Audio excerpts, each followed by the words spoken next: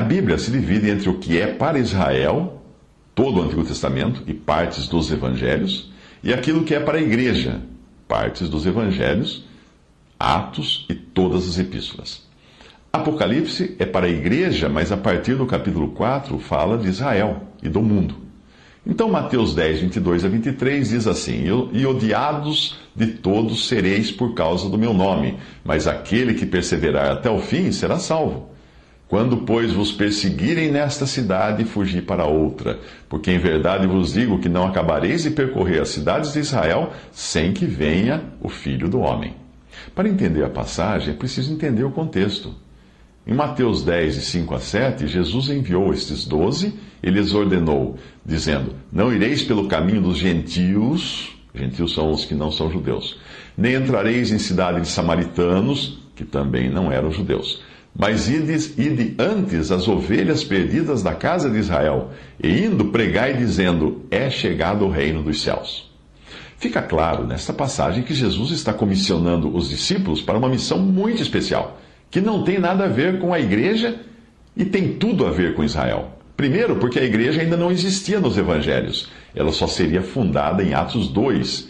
E segundo, porque a mensagem que eles deveriam pregar era da chegada do reino dos céus. Não se trata do evangelho da graça de Deus que prega: crê no Senhor Jesus e será salvo, que é a mensagem atual do cristão para o mundo. O reino dos céus é a esfera na terra que compreende todos os que reconhecem o senhorio do Rei que desceu dos céus, Jesus. Sejam eles falsos ou verdadeiros, porque no reino dos céus existe joio e trigo misturados. Em João 1,11 diz que Jesus veio para o que era seu, e os seus não o receberam. Nesta parte do Evangelho está se cumprindo, então, lá atrás, em Mateus, o veio para o que era seu, ou seja, o seu povo terreno, Israel. A partir do momento que o seu povo não o recebeu, Deus passou a tratar da promessa de um novo povo, igreja, corpo de Cristo, que foi revelada parcialmente em Mateus 16 e em Mateus 18. A revelação completa do que é a igreja só seria dada a Paulo, alguns anos depois da fundação da própria igreja, em Atos 2. Mateus 16, 18. Pois também eu te digo que tu és Pedro, e sobre esta pedra, que foi a afirmação de Pedro de que Cristo era o Filho de Deus, sobre esta pedra edificarei no futuro a minha igreja, e as portas do inferno não prevalecerão contra ela. Aí em Mateus 18, 20, o Senhor disse: Porque onde estiverem 2 ou 3 reunidos em meu nome, aí estou eu no meio deles. Portanto, considere a passagem de Mateus 10 como as coisas teriam se desenrolado se Jesus não tivesse sido rejeitado. Você pode até saltar do capítulo 10 de Mateus para o capítulo 24 de Mateus, onde a frase "quem perseverar até o fim será salvo", onde você encontra essa frase, e aí você vai ver os detalhes do que acontecerá no tempo que antecede a vinda de Cristo para reinar. Naquela ocasião, a igreja não estará mais na terra, na ocasião de Mateus 24.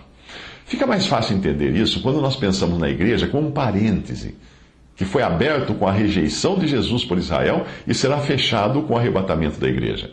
A igreja não aparece nunca no Antigo Testamento, nem mesmo nas profecias, porque ela era um mistério, era um segredo, muito bem guardado para ser revelado só a Paulo, bem mais tarde. Colossenses 1,26: O mistério que esteve oculto desde todos os séculos, em todas as gerações, e que agora foi manifesto aos seus santos, escreve Paulo aos Colossenses.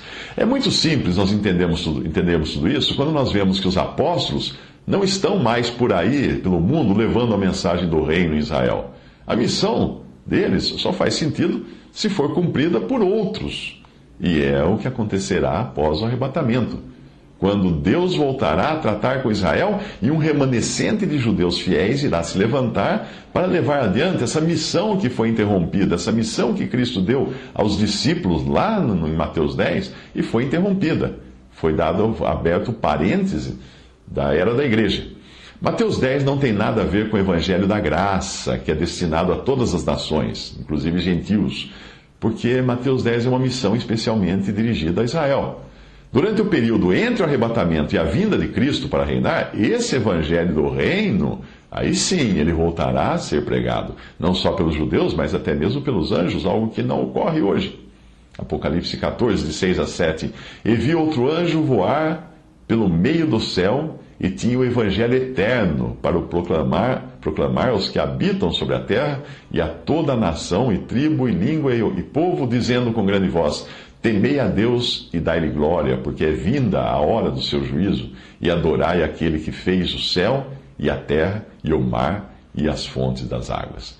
Na realidade, o Evangelho eterno tem características próprias em relação ao Evangelho do Reino, mas eu mencionei aqui apenas para mostrar que é outro tipo de Evangelho daquele que nós pregamos hoje, o Evangelho da graça. Crê no Senhor Jesus e será salvo.